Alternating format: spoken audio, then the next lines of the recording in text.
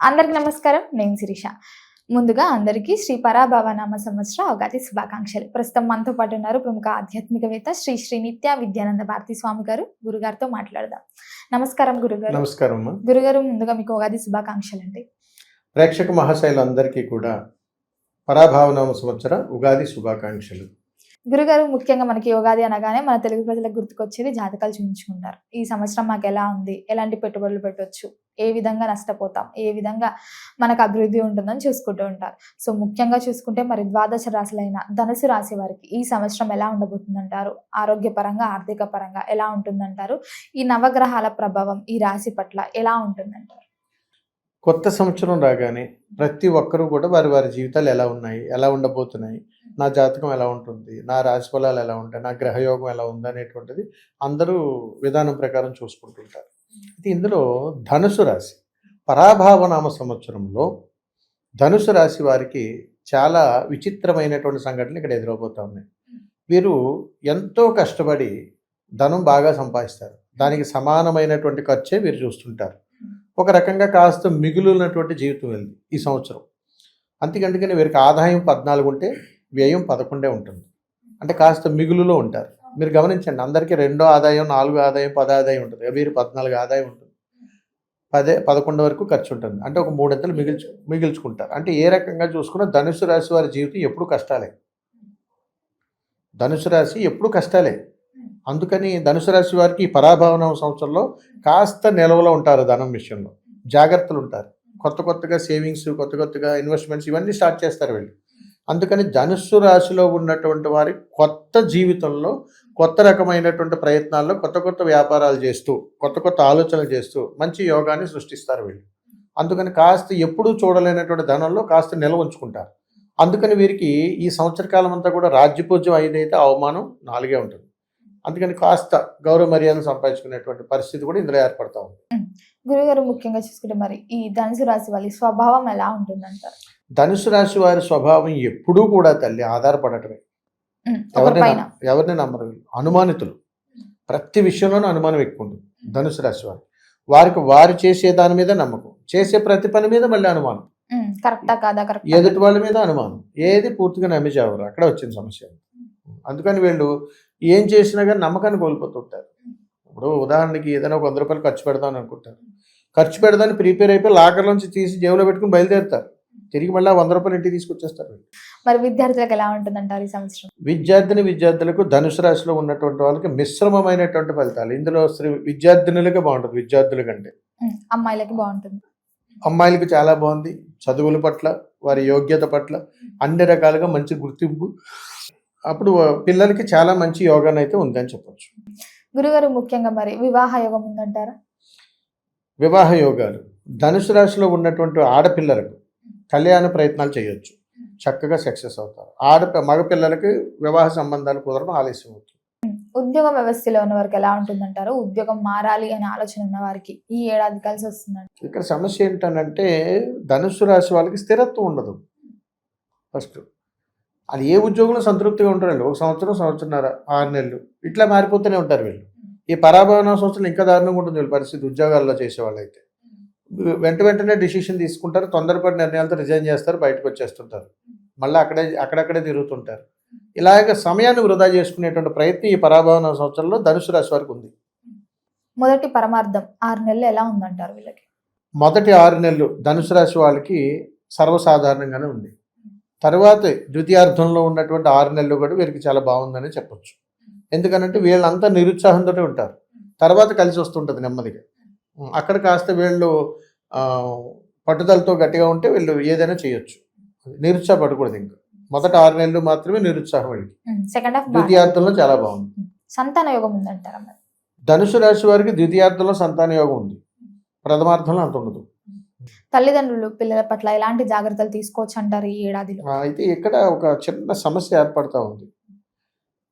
ధనుసు రాశిలో ఉన్నటువంటి పిల్లలకు జూదము అలవాట్లు అయ్యేటువంటి అవకాశాలు ఉన్నాయి. ఆడటం, కొత్త చెడు అలవాట్లు, మందు వ్యసనాలకి ఇవన్నీ బారిన పడేటువంటి అవకాశాలు ఉన్నాయి. కాస్త తల్లిదండ్రులే కనిపెట్టుకుని ఉండాలి ఈ సంవత్సరం. ఎందుకనంటే ధనుసు రాశి వారు ఎక్కువగా జూదం పట్ల, షార్ట్ కట్లు, ఈజీ మనీకి ఎక్కువ ఆకర్షితులు అవుతుంటారు. అదొకటి చాలా ప్రమాదం వీళ్ళకి. అందుకని దానివల్ల వీళ్ళకి గౌరవము, అవమానం 2 సమానంగా ఉంటాయి. అందుకని ఏంటంటే ఎంత పేరు తెచ్చుకుంటారో పోయిద్ది అంతే. అంత పాడు చేసుకుంటూ ఉంటారు. అందుకని ఎక్కువగా వీళ్ళకి అవమానాలే దగ్గరగా ఉంటాయి. 5గురు మెచ్చుకుంటే 6గురు తిడతారు వీళ్ళు. అలా ఉంటుంది వీళ్ళకి. గురుగారు మరి ముఖ్యంగా సినీ రంగంలో ఉన్న వారికి ఎలా ఉంటుందంటారు ఈ ఏడాది? ధనుసు రాశి వారు సినీ రంగంలో ఉన్నటువంటి ఆ మహానుభావులు ఎవరున్నా కానీ కాస్త ఎక్కువ సమయం తీసుకొని విరామం తీసుకోండి. విపరీతమైన ధన నష్టం జరుగుతుంది. రాజకీయ రంగంలో ఉన్న వారికి ఎలా ఉంటుంది? ధనుసు రాశిలో పుట్టినటువంటి వాళ్ళు రాజకీయ రంగంలో ఉన్నటువంటి స్త్రీమూర్తులు ఎవరైనా ఉంటే మాత్రం చాలా మంచి గుర్తింపు ఉంది. పురుషులకైతే అవమానాలు, విధానాలు, చాలా బాధాకరమైనటువంటి సంఘటనలు, ధన నష్టము, ఆస్తి నష్టాలు బాగా ఎక్కువ ఉన్నాయి. కొత్తగా బిజినెస్ స్టార్ట్ చేద్దాం, ఏదైనా వ్యాపారం పెట్టుకుందాం అనుకుంటే మరి ఈ ధనుసు రాశి వారికి ఏది కలిసి వస్తుంది అంటారు? అలాగే పెట్టుబడి విషయంలో ఈ ఏడాది పెట్టొచ్చు అంటారు? ధనుసు రాశిలో జన్మించినటువంటి వాళ్ళల్లో స్త్రీల పేరు మీద చేస్తే వ్యాపారం తిరుగుండదు. ముఖ్యంగా వస్త్ర రంగం అనేటువంటిది తిరుగులేని సంపద దీంట్లో. ఎవరికి? ధనుసు రాశి. అదేవిధంగా వైద్య రంగం కూడా. వైద్య రంగంలో ఉన్నటువంటి వాళ్ళు ధనుసు రాశి, వస్త్ర రంగము, ఈ 2 చాలా బాగుంటాయి. అంటే వైద్య రంగము, వస్త్ర రంగాలు ఉన్నవాడికి దూసుకెళ్ళిపోతారు. చాలా బాగుంటుందని చెప్పచ్చు. ఇకపోతే చిన్న చిన్న వ్యాపారాలు, దుకాణాలు ఇలాంటివి ఏదైనా ఉంటే సర్వసాధారణం. అందుకని ఏ వ్యాపారంలో ఉన్నా కానీ స్త్రీమూర్తులతో పై చేయి ధనుసు రాశి వాళ్ళకి. దూర ప్రయాణాలు చేయొచ్చు అంటారా ఈ ఏడాదిలో? కాస్త ఆలోచించండి. ఎందుకంటే కుటుంబాల పట్ల మీరు ప్రయాణాలు చేసేటప్పుడు ధనుసు రాశి వారికి కాస్త నష్టాలు జరుగుతాయి. ప్రయాణాల్లో ఇబ్బందులు ఎదురవుతున్నాయి. గృహయోగం, వాహన యోగం ఉందంటారా? ఇక్కడికి వచ్చేటప్పటికి ఏంటంటే ఇల్లులు మారేటువంటి అవకాశాలు ఎక్కువ ఉన్నాయి. చాలా మంది ఇల్లు మారొచ్చా లేదా అని చూసుకుంటుంటారు. కొత్త ఇంటికి కాదు, ఇక్కడ కొత్త ఇల్లు కొనుక్కునే యోగం అయితే ధనుసు రాశి వారికి ఈ సంవత్సరం లేదు. అందుకని ఏంటంటే వీరు ఇల్లులు మారుతారు ఎక్కువగా ఈ సంవత్సరం. సెకండ్ హ్యాండ్ వెహికల్స్ ఎక్కువ కొనేటువంటి అవకాశాలు ఉన్నాయి. అది గురుగారు ముఖ్యంగా ఎవరైనా విదేశాలకు వెళ్ళాలని చూస్తారు, అక్కడ చదువుకోవడానికైనా సెటిల్ అవ్వడానికైనా. సో ముఖ్యంగా చూసుకుంటే మరి విదేశీ యోగం ఉందంటారా వీరికి? ధనుసు రాశి వారికి విదేశీ యోగం అనుకూలంగానే ఉంది.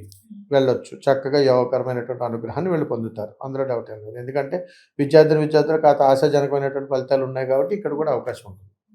ఎవరైతే ధనుసు రాశిలో ఉన్నవారు గవర్నమెంట్ జాబ్స్ ట్రై చేస్తున్నారో వారికి జాబ్ కొట్టే ఛాన్సెస్ ఉన్నాయంటారా ఈ ఇయర్ లో?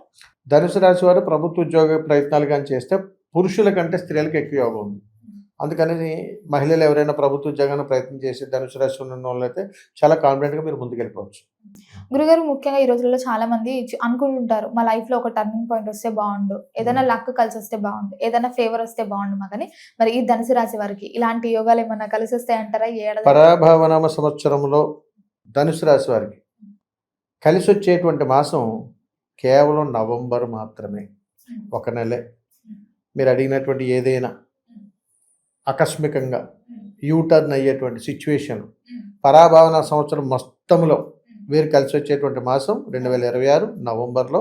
వీరు ఊహించిన దానికంటే ఎక్కువ లైఫ్ స్టైల్ స్కిల్ చూడబోతూ ఉన్నారు. అందుకని ఈ రాశి వారికి ఒక నెల మాత్రమే బాగుందని చెప్పొచ్చు. గురుగారు ముఖ్యంగా మరి ధనుసు రాశిలో ఉన్నవారు ఎవరి పట్ల జాగ్రత్తగా ఉండాలంటారు ఈ ఏడాది? ధనుసు రాశి వారు ఎక్కువగా జాగ్రత్తగా ఉండాల్సింది ఏంటంటే వీరి జీవితంలో కొత్త పరిచయాలు వస్తాయి. అంటే ఒక స్నేహితుడు ఇంకో స్నేహితుడు పరిచయం చేస్తాడు. వారితో ఎక్కువ లౌకికంగా వెళ్ళి మోసపోతారు మొట్టమొదటిది. అలా తెలిసిన వాళ్ళు పరిచయం అవుతారు, వారికి అప్పిచ్చి మోసపోతారు. ఇంటి పొరుగు వారు, ఇరుగు పొరుగు వాళ్ళతో మనం లౌకికంగా కలిసి లేనివన్నీ తంటాలన్నీ తెచ్చుకుంటాం. ఇలాంటి వాటిలో చిక్కుకుపోతారు. అందుకని మన చుట్టూ ఉన్నటువంటి వాతావరణంలోనే శత్రువులు మనమే కొని తెచ్చుకునేటువంటి వారు ధనుసు రాశి వారు. గురుగారు చాలా మంది జీవితంలో పాజిటివ్స్ ఉంటాయి, నెగిటివ్స్ ఉంటాయి కదా. మరి ఈ ధనుసు రాశి వారికి పాజిటివ్స్ అంటే ఏం కలిసి వస్తాయి, నెగిటివ్స్ అంటే ఏం కలిసి రాకు, ఇవి చేయకూడదు అంటే మీరు ఏం చెప్తారు? వాస్తవికంగా చెప్పాలంటే ధనుసు రాశి వారు అప్పు చేయకూడదు. నెగిటివ్ అప్పు చేస్తే వీళ్ళు తీర్చలేరు. అవును. రెండోది వీళ్ళు ఎవరికైనా అప్పిస్తే వాళ్ళకి కలిసి రాదు, వీళ్ళు ఇస్తే వాళ్ళకి కలిసి రాదు. ఈ 2 అనమాట వీళ్ళ దగ్గర ఉంది. అందుకని ధనుసు రాశి వారి దగ్గర 100 రూపాయలు అంటే జాగ్రత్త పెట్టుకోండి, ఉన్న దాంట్లోనే బ్రతకండి. లేని దాని ప్రకారం ఇంకో 100 రూపాయలు అప్పు తెస్తే అది మీరు తీర్చలేరు. అలాగని మిమ్మల్ని ఎవరిని అడిగితే మీరు ఎవరికైనా ఇస్తే వాడికి కలిసి రాదు, నీకు కలిసి రాదు. ఈ 2 సమస్యలు ఉన్నాయి. అంటే ఈ ఏడాదైనా అసలు ఈ సంవత్సరం పరాభవనం సంవత్సరంలో ధనుసు రాశి వారు పాటించవలసినటువంటి ధర్మ సూత్రాలు ఈ 2. రైతులకు ఎలా ఉందంటారు మరి ఈ సంవత్సరం? ధనుసు రాశి వాళ్ళకి రైతులకు మాత్రం చాలా బాగుంది. కౌలు రైతులకి ఇంకా చాలా బాగుంటుంది. సొంతంగా పండించుకున్న వాళ్ళకంటే కౌలు రైతులు ధనుసు రాశి వాళ్ళు ఉన్నారంటే వారికి యోగం పడుతుంది.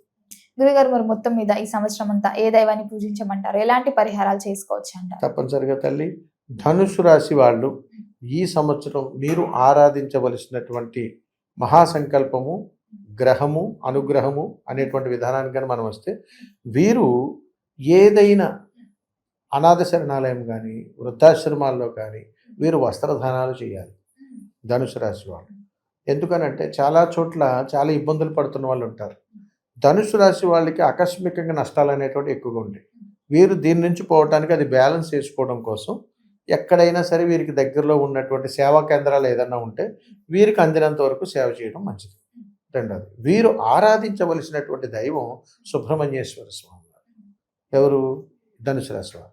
అందుకని సుబ్రహ్మణ్యేశ్వర స్వామి వారిని ఆరాధన చేయడం, వారిని దర్శించుకోవడం అనేటువంటిది సర్వశ్రేయస్కరం. గురుగారు, మొత్తం మీద ఈ సంవత్సరంలో ధనుసు రాశి వారికి ఎలా ఉండబోతుంది, ఎలాంటి జాగ్రత్తలు తీసుకోవాలి, ఏ దైవాన్ని పూజించాలి, ఎలాంటి పరిహారాలు చేయాలో తెలియజేసినందుకు ధన్యవాదాలు. శుభం తల్లి. నమస్కారం.